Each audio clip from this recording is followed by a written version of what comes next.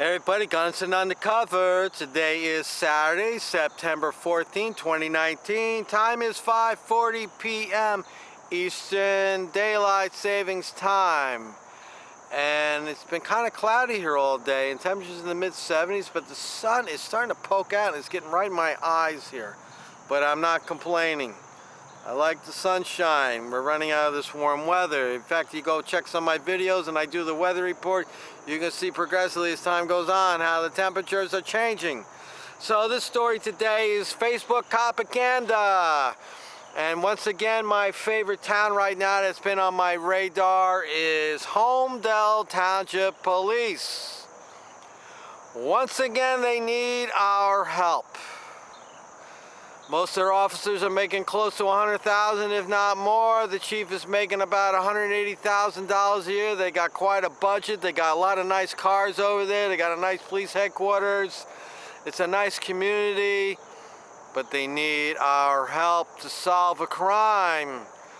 Because as we know, there's more to police work than just showing up and taking a report. Because I know they're very good at taking reports. So this was reported on their Facebook page. It was dated September 11th. Here it is. I don't know if you can see it. There it is. So let me read what the message says. On September 10th, 2019, between the hours of 6:30 p.m. and 7 p.m. Now pay attention. 6 p.m. and 7 p.m. It's still light out here in New Jersey. It's not getting dark till like 7:30 now. 2 vehicles were broken into at Cross Farm Park. Suspects broke a window on each car and took pocketbooks containing credit cards and cash. Both victims were unaware until they returned to the vehicles. Anyone that was at Cross Farm Park and may have seen something is asked to contact Detective Andrew Krett at 732-946-4400, extension 1713. Now, many of you know that I've been hammering Holmdel Township Police because their main objective at that department is to do motor vehicle revenue enforcement. That's all they do all day long and into the evening hours. And I've been beating the drum about less trolling for dollars and more patrolling for crime. And I'm going to read to you what I posted on their Facebook page. Now, I want to give a thumbs up to Holmdel Township because they have not blocked me. They're doing the right thing. They're allowing me to talk and say what I want to say and let others say what they want to say. So they are respectful of the First Amendment rights and the public's right to address them. Okay, so here we go. I'm right on the top of the list there. Here it is, just so you see it. There's a record of it right there. And I said, that's what happens when your department focuses on motor vehicle revenue enforcement. Sitting in the middle of Laurel Avenue or in Dearborn's lot watching cars go by doesn't keep the neighborhood safe. Less time trolling the main roads and more time patrolling the neighborhoods. Now, this is a very simple theory that I have. I'm not anybody that's super intelligent. It just seems that's the rational thing to do. Holmdel's been plagued with burglaries to the cars, people trying to break into houses. It would seem that the best thing to do is patrol the neighborhood. Now, I want to say, cops cannot stop crime. By them patrolling the neighborhood, they are a deterrent to crime. Because if you're a burglar or a crook and you see a cop driving by every 15-20 minutes, you're going to think twice about what you're doing because the risk of getting caught increases greatly if you have police presence.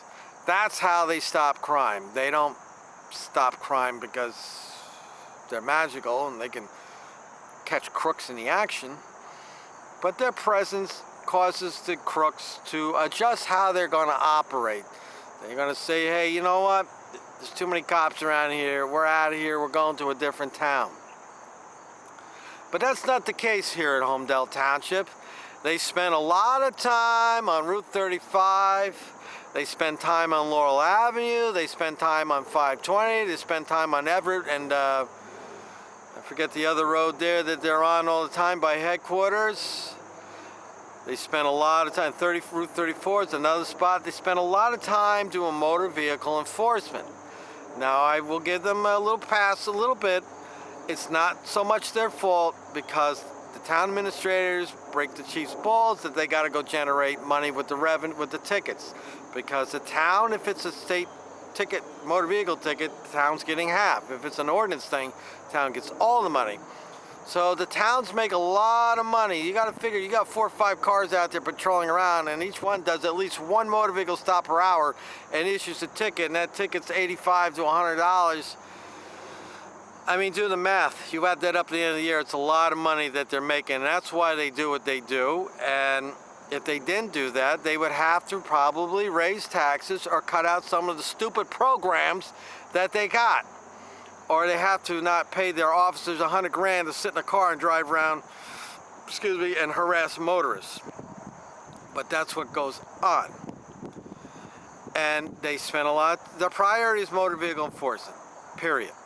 It's just, I'm going on the record, Holmdel's priority in life is to do motor vehicle enforcement. Now, if they get a call over the radio, hey, you got to go over to Blue Jay Street and investigate a domestic, sure, they go do that. But when they're not doing that crap, they're right back out there with the plate reader, they're right back out there with the radar, they're right back out there pulling people over with they got a shadow car that sits over on Route 35 in the Dearborn parking lot, and he just sits there. I see him at nighttime. I go up and down that road. I go through Holmdel. I see it all the time. So I know what they're up to. I'm not just blowing smoke out my ass here.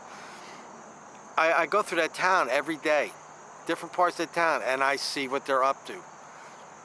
So you got a car that got broken into at the park. Now, I don't really know where this park is by name, but, you know, one of the things I threw out there is, well, if this happened between 6 and 7, the police cars have GPS units in them. It's tied into the computer. Headquarters knows at dispatch where every car is at every minute, as long as it's getting a GPS signal and it can report back to headquarters.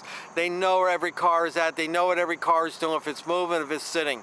And I've called the police out of that. Where were your cars at that time? They're not going to answer that question, because that answer to that question is going to cause them a problem. So anyway, as usual, when I post on these propaganda stories, the Blue Goose supporters come out, the believers, the naive people that think the police are great. And I'm going to read you some of the responses. And this is what enables the crap. This is why they get away with a lot of what they do. Okay. I got 19 replies to what I said. Katie Grossman, Grossman. John Van Dyke, traffic cops handle traffic, detectives handle incidents such as the ones above. Well, who handles the break-ins? Obviously nobody. Nobody's patrolling the neighborhood. A stupid assessment. You got a problem in the neighborhood, you got expensive houses and cars and people breaking in, maybe better shift the focus from take these traffic cops, start putting them on neighborhood patrol cop duty. Denise A. Winters replies, not my business what they earn. I know you will change your mind if you ever need one. See, that's always a go-to one. Well, you know, don't ever call a cop if you need one. Why would I not call a cop if I need one? If something's going down that requires a cop, I'm calling him. I pay taxes like everybody else. Why shouldn't I call him? Somebody does something to my property, can I go out with a baseball bat and bust their head? Of course not. So I got to do the next best thing. I got to call one of these blue heroes out there, and hopefully I get a good one that shows up and does the right thing. So it's a stupid assessment. It's always a moron that comes up with that. These are naive. These are the propaganda stories, the hand-me-down stories they hear from somebody else, and they're parrots, and they just mimic it. So I responded, Denise Winter, yes, it is your business. If you live in Holmdel and pay property tax, don't complain about how high your taxes are or when your house or car gets broken into. George Matisse. Now, I'm not sure, I think George Matisse secretly has a thing for me. I think he wants to be on the team here. He says, I disagree with your assessment. I would ask that you reconsider your position because I feel as if it is unjustly broad. Thank you. Well, he's just offering me feelings. I'm not interested in feelings. I'm interested in facts. That's what I'm interested in. I'm not interested in feelings. And most of the time the responses I get are feelings. They're emotions. I don't want emotions. I want facts. You're going to argue with me? Give me some facts. And let's see, so some of the stuff is out of order. George Matisse responds, for one, a police officer needs probable cause in order to stop a criminal. That's not true. Washing a parking lot at Cross Farms, they are unlikely to find PC, probable cause. However, a broken taillight is PC and can and does lead to getting bad guys off the streets. My block is not patrolled by cops because there is nothing going on in my block at the moment. Maybe my neighbor is speeding down the road once a month. If that, so what? What will a cop do? Arrest a deer eating my lawn? That would be nice. Those deer are a pain in the ass. The police have limited resources. Holmdel has a lot of resources. Don't kid you. It's a multi-million-dollar department. We all want the police to stop crime. However, the reality is that they don't. You're absolutely right. They don't stop crime. They deter it. They don't prevent crime, they do, and will come if called, and we are all grateful of that, but they are quite limited in what they can and can't do. They are not babysitters. The citizens must be smart about their own safety and behavior. You're absolutely right. So I respond. Here's my responses to them. Police are great at taking reports and extorting money from motorists, and when they fail to do some of that protecting and serving they're always bragging about, they blame the public and lecture us about how we must adjust our behavior.